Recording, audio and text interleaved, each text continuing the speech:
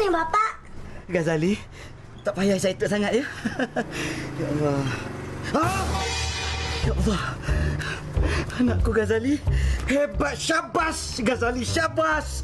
Bahasa Melayu 150 markah. Bahasa Tamil 85. Bahasa Punjabi pun ada. Kau belajar. Ulasan guru terbaik. Terbaik dari ladang.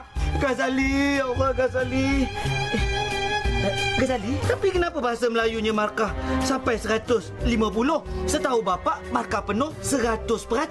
Mana datang 50 lagi, Ghazali? Yelah Bapak, cikgu cakap Ghazali terlalu bijak pandai. Sebab itulah lebih dari 50. 150 kan bijak pandai.